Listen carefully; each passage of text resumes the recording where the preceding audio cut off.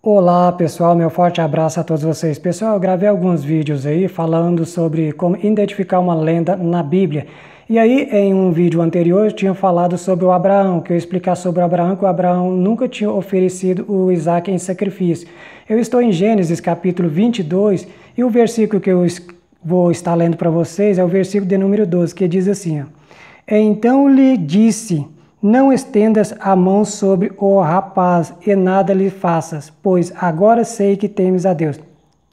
Pessoal, quando o Abraão foi oferecer o Isaac, aí apareceu um anjo lá e bradou em alta voz, né? Dizendo para Abraão não colocar a mão sobre o menino e decepar o menino ali, porque ele sabia agora que o Abraão temia a Deus. Então você percebe bem nesse texto aqui, pessoal, no versículo de número 12, que ele vai dizer assim, pois agora sei que temes a Deus. O redator aqui, pessoal, colocou um Deus que tem o quê? Amnésia, que esqueceu que ele era Deus onisciente. Onisciente é um Deus que sabe de tudo, que não precisa testar ninguém, não precisa provar ninguém, que ele sabe de tudo.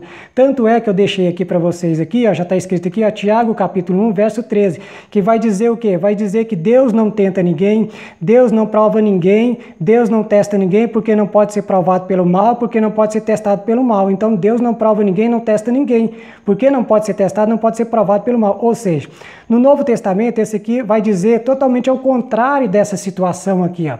E aí apareceu um anjo e deu um cordeiro para Abraão no lugar de Isaac. E quando você vai lá no livro de Juízes capítulo 11, verso 29 até o 40, depois vocês dão uma olhada lá, Jefté ofereceu a filha dele em sacrifício para o Deus bíblico.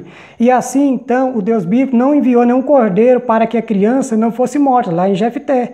Aqui, pessoal, você pega a estrutura desse texto aqui, o que está acontecendo aqui?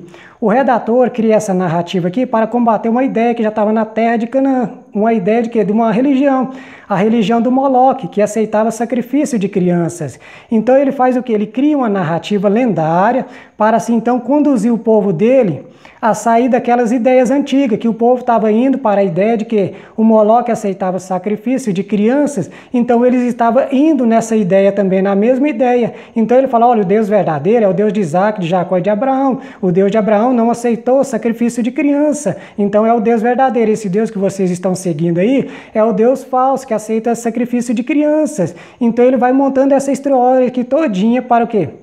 Para combater assim, então, a outra crença que já estava na terra de Canaã. Mas essa história aqui aconteceu dentro da realidade? Não, não aconteceu. Uma história, uma lenda que ele cria para combater a outra religião. E assim ele joga lá no passado. Vocês podem observar que todas as histórias da Bíblia é relatada no passado para combater uma outra religião que estava prejudicando o povo dele. Então ele diz, né, dessa forma, que o Deus de Abraão não aceitou o sacrifício de Isaac, e assim colocou o cordeiro no lugar. Mas como eu falei para vocês, quando vocês vão lá no livro de Juízes, capítulo 11, verso 29 ao 40, você vai ver que Jefté ofereceu a própria filha lá, e Deus não mostrou nenhum cordeiro. Então você vê o quê? Que a história não é Deus quem está falando, não é Deus quem está falando aqui com Abraão, não foi Deus quem falou com ninguém. Ele cria essa narrativa aqui lendária para assim então conduzir o povo naquilo que ele quer, o redator naquilo que ele quer. Então ele vai criando essas ideias.